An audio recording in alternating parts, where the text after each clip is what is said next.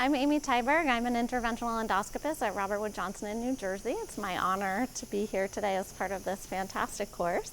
And I am going to be demonstrating how to deploy a Lumen Apposing metal stent today.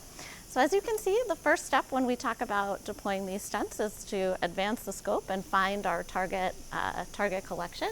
In this case, if you look at the EUS machine, you can see that I have a very large collection here full of heterogeneous debris, so this is going to be a great drainage. And you can see I have a nice wall around the collection. That's that bright white strip that you can see sort of on the right side of the screen. And the nice thing about this stent is actually no matter what you're draining, whether it's a pancreatic fluid collection, whether it's a gallbladder, the steps in deploying the Lumen Apposing metal stent successfully really don't change.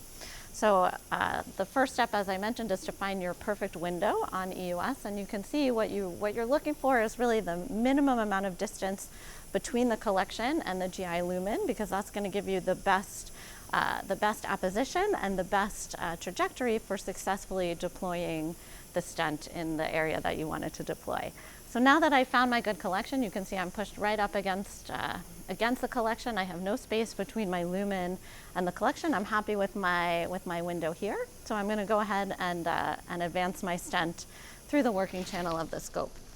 So if you notice, actually, I've taken the cap off of the scope. This device actually screws on directly to the scope so that it doesn't move while you're deploying the stent. So here I've passed it almost all the way through. And now I'm just going to screw it on right here, and you can actually rotate this needle so that the controls are in the best position for you to successfully deploy your stent. Okay, so now that I'm secured there, I'm happy with my window again. I'm just going to double check and I'm good here. So I'm going to actually just push my stent out of the working channel of the scope so that I'm ready to deploy it into the collection. So the way I'm going to do that is actually unlock this bottom clasp here. I'm just going to take this black piece of the device right here, and I'm just going to gently push it out so that it comes out of the scope channel. You want to make sure that your elevator is open here so that the stent has the best and easiest path to come out. And now actually it's out of the scope. You can see it up there on the right side of the screen, and you can see here if I push it a little bit, it actually tents the tissue, so I know I'm in a pretty good position. So now that I'm happy with that, I'm nice and stable EUS position. I'm in a good position here. I'm actually ready to deploy the stent into the collection.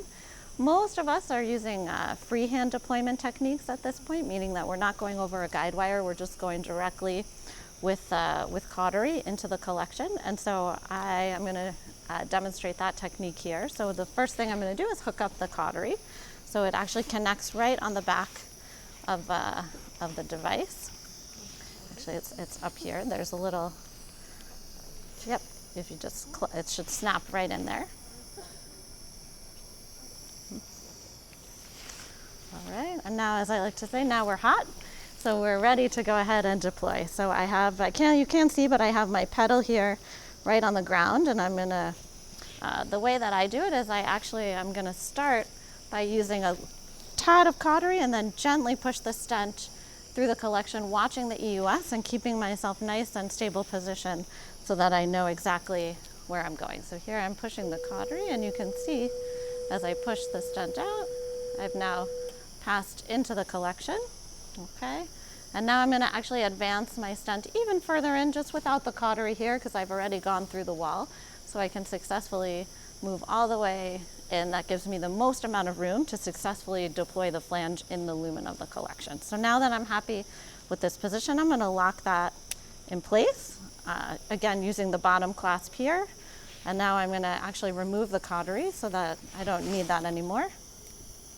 So now if someone steps on the pedal by accident, it's not going to be an issue, okay? So the next step I'm going to do is I'm going to remove this safety device here because I'm ready to deploy the first flange, and I'm going to unlock the second clasp up here, which is going to allow me to deploy the first flange of the scope. So if you watch the EUS machine, I'm going to put one hand on top of the axials like this to give myself some stability. I'm going to put two fingers down here on this gray piece right here, and I'm just going to pull my hands together. So I'm going to slide the the gray piece up until it clicks into place. And these steps are very nicely numbered so that if you forget, you can get a little reminder on the device itself. Okay, so now if you look at the EUS, you can actually see my Lumen Apposing metal stent. You can see the first flange is deployed nicely in the collection. And now what I'm going to do is I need to make sure that when I deploy the second flange of my stent, it's in the GI lumen. And right now I'm too far away, so I'm actually going to unlock this bottom piece again, and I'm going to pull the stent back so that I'm up and close to the wall. And you can see it's how here the shape is nice and flat, and now when I pulled it here, it compresses a little bit. Lots of people have different names for this. I call it like a football shape, but you can see that it's successfully compressed, and so I know that I'm in a good position to deploy the second flange of the stent. I'm nice and in good apposition. So I'm going to lock this in position because as I'm pushing, I don't want it to push further in the collection. I want it to stay exactly in that position. And now I'm ready to deploy the second flange. So I think, you know, there's some variability in how this part is done. I like to deploy the second flange in the scope channel itself and then slowly push it out and back away.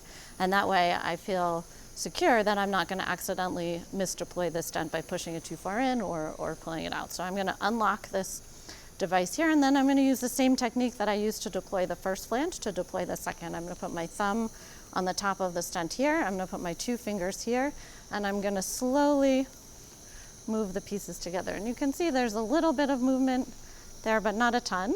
Okay, so now it's clicked into place. My flange is completely in the scope channel, so now I'm just going to push it out. So I'm going to unlock this bottom piece again here, and now I'm going to slowly back away as I push this out.